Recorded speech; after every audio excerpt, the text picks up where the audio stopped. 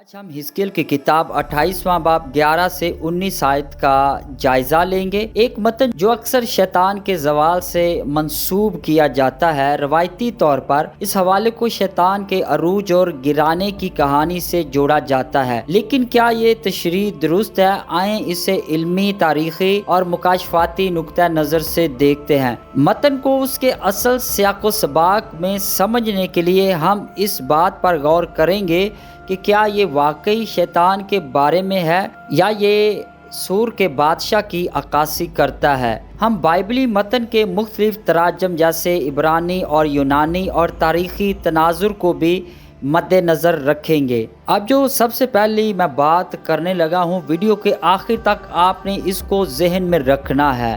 پرانا عہد نامہ چونکہ یہودیوں کے پاس تھا، تو یہودیوں میں شیطان کے بارے میں جو کانسیپٹ ہے یا جو نظریہ ہے یا جو وہ شیطان کے بارے میں سوچتے ہیں، وہ مسیحیت سے بالکل ہی مختلف ہے۔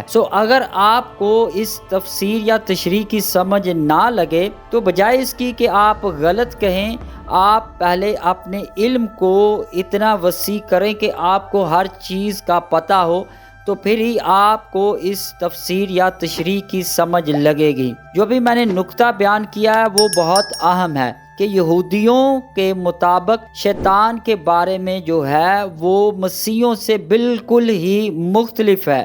اس کو بھی آپ کو یاد رکھنے کی ضرورت ہے، کیونکہ بہت سارے لوگ کہتے ہیں کہ یہ بادشاہ کے بارے میں بھی ہے اور شیطان کے بارے میں بھی ہے۔ ایسا کچھ بھی نہیں۔ آج میں گہرائی کے ساتھ یہ بتاؤں گا اور ایک ایک چیز کو باریکی سے دیکھیں گے تاکہ کوئی بھی نقطہ مس نہ ہو اور ہم اس کی اصل، صحیح اور درست تفسیر کر سکیں۔ کلام میں لکھا ہے، سچائی سے واقف ہو، سچائی تمہیں آزاد کرے گی۔ حزقیل کی کتاب 28ویں باب کا سیاق و سباق دیکھتے ہیں۔ حزقیل 28واں باب سور کے بادشاہ کے خلاف خدا کا فیصلہ پیش کرتا ہے۔ یہ باب سور کے سیاسی اور اقتصادی عروج کے تناظر میں لکھا گیا، جو قدیم دنیا کا ایک اہم تجارتی اور بحری طاقت کا مرکز تھا۔ سور، جو آج کے لبنان کے ساحل پر واقع ہے، اپنی دولت، خوبصورتی اور تکبر کے لیے مشہور تھا۔ حزقیل کی کتاب 28ویں باب میں نبی سور کے زوال کی پیش گوئی کرتا ہے، اور باب 28 میں وہ خاص طور پر اس بادشاہ کو مخاطب کرتا ہے۔ آئیں، اس سے پہلے کہ ہم اس کی گہرائی میں جائیں، میں اس حوالے کو آپ کے لیے پڑھنا چاہتا ہوں۔ کلام میں لکھا ہے، حزقیل کی کتاب 28واں باب اور اس کی 11 آیت سے پڑھتے ہیں، اور خداوند کا کلام مجھ پر نازل ہوا کہ اے آدم ذات، سور کے بادشاہ پر یہ نوحہ کر اور اس سے کیا، خداوند خدا یوں فرماتا ہے کہ تو خاتم الکمال، دانش سے معمور اور حسن میں کامل ہے۔ تو عدن میں باغ خدا میں رہا کرتا تھا، ہر ایک قیمتی پتھر تیری پوشش کے لیے تھا، مثلاً یاقوت سرخ اور پخراج اور الماس اور فیروزہ اور سنگ سلیمانی اور زبرجد اور نیلم اور زمرد اور گوہر شب چراغ، اور سونے سے تجھ میں حاتم سازی اور نگینہ بندی کی سنت تیری پیدائش ہی کے روز سے جاری رہی۔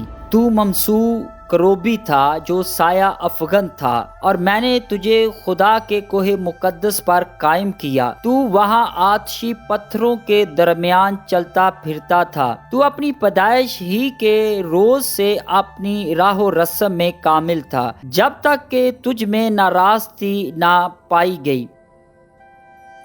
تیری سوداگری کی فراوانی کے سبب سے انہوں نے تجھ میں ظلم بھی بھر دیا اور تو نے گناہ کیا، اس لیے میں نے تجھ کو خدا کے پہاڑ پر سے گندگی کی طرح پھینک دیا اور تجھے سایہ افغن کروبی کو آتشی پتھروں کے درمیان سے فنا کر دیا۔ تیرا دل تیرے حسن پر گمنڈ کرتا تھا، تو نے اپنے جمال کے سبب سے اپنی حکمت کھو دی۔ میں نے تجھے زمین پر پٹک دیا اور بادشاہوں کے سامنے رکھ دیا تاکہ وہ تجھے دیکھ لیں۔ تو نے اپنی بدکاری کی کثرت اور اپنی سوداگری کی ناراستی سے اپنے مقدسوں کو ناپاک کیا ہے، اس لیے میں تیرے اندر سے آگ نکالوں گا جو تجھے بھسم کرے گی، اور میں تیرے دیکھنے والوں کی آنکھوں کے سامنے تجھے زمین پر راکھ کر دوں گا۔ قوموں کے درمیان وہ سب جو تجھ کو جانتے ہیں تجھے دیکھ کر حیران ہوں گے، تجھے عبرت ہوگا اور باقی نہ رہے گا۔ آئیں اب اس کو گہرائی کے ساتھ سمجھتے ہیں۔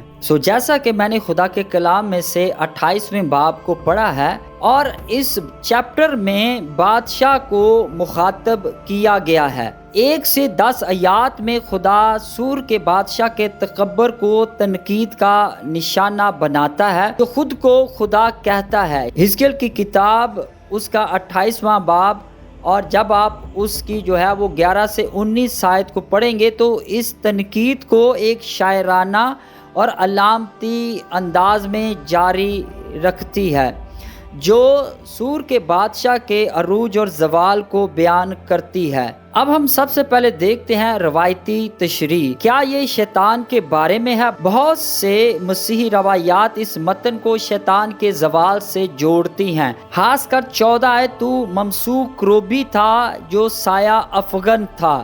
اس تشریح کے مطابق یہ کروبی شیطان ہے جو اپنی خوبصورتی اور تکبر کی وجہ سے خدا کے حضور سے گرا۔ لیکن کیا یہ تشریح متن کے سیاق و سباق اور تاریخی پس منظر سے میل کھاتی ہے؟ آئیں چند سوالات اٹھائیں اور ان پر غور کریں۔ سب سے پہلے ہم دیکھتے ہیں کہ 18ویں آیت میں کیا لکھا ہے۔ تو نے اپنی بدکاری کی کثرت اور اپنی سوداگری کی ناراستی سے اپنے مقدسوں کو ناپاک کیا، اس لیے میں تیرے اندر سے آگ نکالوں گا جو تجھے بھسم کرے گی، اور میں تیرے سب دیکھنے والوں کی آنکھوں کے سامنے تجھے زمین پر راکھ کر دوں گا۔ اگر یہ شیطان ہے جو ایک روحانی مخلوق ہے تو اسے راکھ کیسے کیا جا سکتا ہے؟ روحانی مخلوقات کے جسم مادی نہیں ہوتے، جیسا کہ لوکا کی انجیل 24ویں باب کی 39 آیت میں یسوع نے کہا، روح کے پاس گوشت اور ہڈی نہیں ہوتی جیسا کہ تم مجھ میں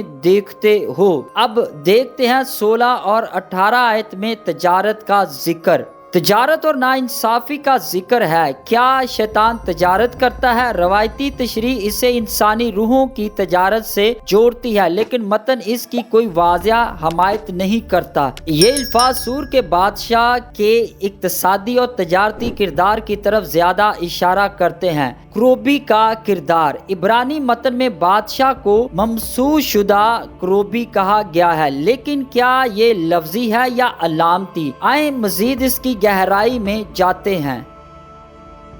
سچائی سے واقف ہو، سچائی تمہیں آزاد کرے گی۔ میرا نام پاسٹر نجم ہے اور آپ دیکھ رہے ہیں discover the word with pastor Najam. اگر آپ ہمارے چینل پر نئے ہیں تو ہمارے چینل کو ضرور سبسکرائب کریں اور بیل کے بٹن کو ضرور کلک کریں تاکہ ہر آنے والی نئی ویڈیو کا نوٹیفیکیشن آپ کو سب سے پہلے مل سکے۔ اور اگر آج کی ویڈیو کے وسیلہ سے واقعی خداوند آپ کو بلیس کرتا ہے تو اس ویڈیو کو ضرور لائک کیجئے گا، اور ویڈیو کے نیچے کمنٹس میں ضرور اپنے خیالات کا اظہار کیجئے گا، اور اس ویڈیو کے لنک کو آپ اپنی فیملی کے ساتھ، اپنے فرینڈز کے ساتھ ضرور شیئر کیجئے گا تاکہ بہت سارے لوگ سچائی سے واقف ہوں اور سچائی انہیں آزاد کرے، کیونکہ اس چینل کی ہر ویڈیو آپ کے لیے ایک نئی سچائی، ایک نیا بھید لے کر آتی ہے۔ خدا کے کلام کو سنتے ہیں۔ یونانی بمقابلہ عبرانی متن۔ حزقیل کی کتاب 28ویں باب کے عبرانی اور یونانی تراجم میں اہم فرق موجود ہے۔ عبرانی متن میں 14 آیت بادشاہ کو ممسوح شدہ کروبی کہا گیا ہے جو اسے ایک روحانی مخلوق سے تشبیہ دیتا ہے، لیکن یونانی متن کہتا ہے کہ تو کروبی کے ساتھ تھا۔ 14 آیت اور کروبی نے تجھے نکال دیا۔ 16 آیت۔ یہ ایک اہم فرق ہے۔ یونانی متن میں بادشاہ خود کروبی نہیں بلکہ وہ ایک انسانی شخصیت ہے جو کروبی کے ساتھ تھی، جیسا کہ آدم عدن کے باغ میں کروبیوں کے ساتھ تھا۔ پیدائش کی کتاب 3 باب 24 آیت۔ یہ تشریح سور کے بادشاہ کو آدم سے تشبیہ دیتی ہے جو اپنی کمال کی حالت میں تھا، لیکن تکبر اور نافرمانی کی وجہ سے خدا کے حضور سے نکال دیا گیا۔ یہ علامتی زبان ہے جو بادشاہ کے زوال کو آدم کے زوال سے جوڑتی ہے، نہ کہ شیطان سے۔ سور کا بادشاہ، جیسا کہ آیات 1 سے 10 میں واضح ہے، ایک انسانی حکمران تھا جو اپنے تکبر کی وجہ سے خدا کے فیصلوں کا شکار ہوتا ہے۔ وہ خود کو خدا کہتا ہے اور خداؤں کے تخت پر بیٹھتا ہے۔ دوسری آیت میں یہ بیانات قدیم مشرق وسطی کے بادشاہوں کے دعووں سے ملتا ہے جو اکثر اپنے آپ کو الہی حیثیت دیتے تھے۔ مثال کے طور پر مصر کے بادشاہ اور بابل کے بادشاہوں نے بھی ایسے دعوے کیے۔ سور کا بادشاہ ایک تجارتی طاقت کے طور پر اپنی دولت اور اپنی خوبصورتی پر فخر کرتا تھا، جو آیات 12 سے 15 میں بیان کردہ حاتم الکمال، دانش سے معمور اور حسن میں کامل سے ہم آہنگ ہے۔ مزید برآں تیسری آیت میں سور کے بادشاہ کو دانیل سے زیادہ عقل مند کہا گیا ہے۔ کیا خدا واقعی یہ کہہ رہا ہے کہ ایک گناہ گار بادشاہ اس کے نبی دانیل سے زیادہ عقل مند ہے؟ نہیں، یہ واضح طور پر تنزیہ ہے۔ خدا بادشاہ کے تکبر کا مذاق اڑا رہا ہے، جیسا کہ وہ آیات 11 سے 19 میں اسے مسح شدہ کروبی کہہ کر اس کا مزید مذاق اڑاتا ہے۔ یہ شاعرانہ اور طنزیہ زبان ہے جو بادشاہ کے دعووں کو بڑھا چڑھا کر پیش کرتی ہے تاکہ اس کے زوال کو اور زیادہ ڈرامائی بنایا جائے۔ مکاشفاتی نقطہ نظر، شیطان یا آدم۔ اگر ہم یونانی متن کو ترجیح دیں تو یہ واضح ہے کہ بادشاہ کو آدم سے تشبیہ دی جا رہی ہے، نہ کہ شیطان سے۔ آدم جو عدن کے باغ میں کامل تھا، تکبر اور نافرمانی کی وجہ سے گرا۔ پیدائش کی کتاب 3 باب 5 سے 6 آیت۔ اسی طرح سور کا بادشاہ اپنی دولت اور خوبصورتی پر مغرور ہوا اور خدا کے فیصلوں کا شکار ہوا۔ لیکن اگر ہم عبرانی متن کو قبول کریں تو کیا مسح شدہ کروبی کا مطلب شیطان ہے؟ نہیں، یہاں بھی یہ علامتی زبان ہے، جیسا کہ تیسری آیت میں دانیل کا ذکر تنزیہ ہے۔ مزید برآں اگر ہم اسے شیطان سے جوڑیں تو یسایہ کی کتاب 14 باب، جس میں ہلیل بن شہر یعنی لوسیفر کا ذکر ہے، سے متصادم ہے۔ اگر آپ اس کے بارے میں مزید گہرائی سے جاننا چاہتے ہیں، اس ویڈیو کے بعد آپ ہمارے چینل کو ضرور وزٹ کیجئے گا، وہاں پر آپ کو اس کے بارے میں بڑی ڈیٹیل سے جو ہے وہ معلومات مل جائیں گی جو آپ کے نظریے کو مکمل طور پر تبدیل کر دیں گی۔ یسایہ کی کتاب 14 باب میں ایک وجود کو آسمان سے زمین پر گرایا جاتا ہے، جبکہ حزقیل 28 باب میں وجود زمین پر ہے اور عدن کے باغ سے نکالا جاتا ہے۔ دونوں کہانیاں ایک کی شخصیت کے بارے میں نہیں ہو سکتی۔ آپ نے شاید یہ کبھی غور نہیں کیا، کیونکہ جو نظریات ہوتے ہیں وہ پوری بائبل کو لے کر نہیں چلتے، چند ایک بائبل کے حصوں کو ہی وہ اپنی بنیاد بناتے ہیں، جبکہ بائبل کی کوئی بھی آپ نے تفسیر یا تشریح کرنی ہے یا اپنے نظریے کو دیکھنا ہے تو پوری بائبل کو دیکھیں، نہ کہ چند آیات کو۔ اور جب آپ چند آیات کو دیکھتے ہیں تو اس کا مطلب ہے آپ میں سچائی نہیں، آپ صرف اپنے نظریے کے مطابق آیتوں کو تلاش کر رہے ہیں تاکہ آپ کے نظریے کو پختگی ملے، جبکہ وہ سچائی نہیں ہوتی، جیسا کہ اس حزقیل کے چیپٹر کے بارے میں لوگوں کا خیال ہے۔ اب ہم دیکھتے ہیں کروبیوں اور سرافیم کا کردار۔ بائبل میں کروبیوں اور سرافیم کو خدا کے تخت کے گرد خاص روحانی مخلوقات کے طور پر بیان کیا گیا ہے۔ یسایہ کی کتاب 6 باب، حزقیل کی کتاب 10 باب، مکاشفہ کی کتاب 4 اور 5 باب میں یہ 4 جاندار کے طور پر ظاہر ہوتے ہیں جو فرشتوں سے الگ ہیں۔ اگر شیطان ایک کروبی تھا تو وہ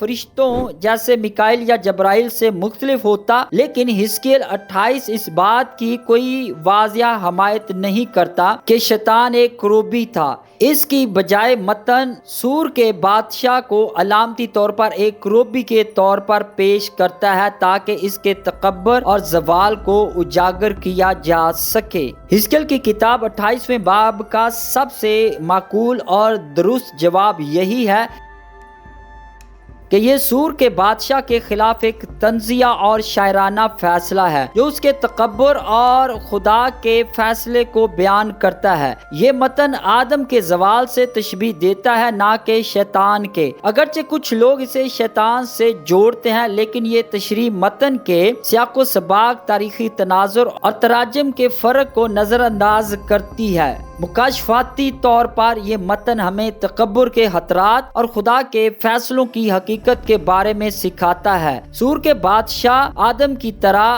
اپنی نافرمانی، خود کو خدا سمجھنے کی وجہ سے گرایا گیا۔ یہ ہمارے لیے ایک سبق ہے کہ ہم خدا کے سامنے عاجزی اختیار کریں۔ اگر آپ اسے شیطان کے بارے میں ماننا چاہتے ہیں تو یہ آپ کا حق ہے، لیکن متن کے قریب سے جائزہ لینے سے پتہ چلتا ہے کہ یہ شیطان کے بارے میں نہیں ہے۔ اور کچھ لوگ ویڈیو کو مکمل دیکھنے کے باوجود بھی اس چیز پر بضد ہوں گے کہ یہ شیطان کے بارے میں ہی ہے، یا کچھ لوگ یہ کہیں گے یہ شیطان اور بادشاہ دونوں کے بارے میں ہے۔ جو بھی میں نے اس میں چھوٹے سے چھوٹا نقطہ اور بڑے سے بڑا نقطہ بیان کیا ہے، اگر آپ نے اس کو مس کیا ہے تو اس ویڈیو کو دوبارہ سے دیکھیے گا۔ اپنے نظریے کی پیروی نہ کریں، بلکہ حقائق اور تاریخی تناظر میں اور تراجم کی روشنی میں بائبل کو دیکھیں، پھر آپ کے نظریات مکمل طور پر ختم ہوتے جائیں گے۔ نظریات پر زندگی بسر نہ کریں۔ جو کچھ آپ کو پہنچا دیا ہے اس کے مطابق بائبل کو نہ پڑھیں، بلکہ بائبل کو روح القدس کی ہدایت سے بائبل کے مطابق ہی پڑھیں، تو آپ سچائی سے واقف ہوں گے اور سچائی آپ کو آزاد کرے گی۔ آج کی ویڈیو آپ کو کیسی لگی؟ کمنٹس میں ضرور اپنے خیالات کا اظہار کیجئے گا، اور اگر آپ اس جیسی اور بھی چونکا دینے والی ویڈیوز اور کلام کے حقائق کو جاننا چاہتے ہیں تو ہمارے چینل کو ضرور وزٹ کریں۔ وہاں پر آپ کو ہر ویڈیو جو ہے وہ حیران کر دے گی، ایک نیا مکاشفہ، ایک کلام کی نئی گہرائی میں جانے میں آپ کو مدد ملے گی۔ اس کے لیے ہمارے چینل کو وزٹ کریں اور چینل کو ضرور سبسکرائب کریں اور بیل کے بٹن کو ضرور کلک کریں تاکہ ہر آنے والی نئی ویڈیو کا نوٹیفیکیشن آپ کو سب سے پہلے مل سکے۔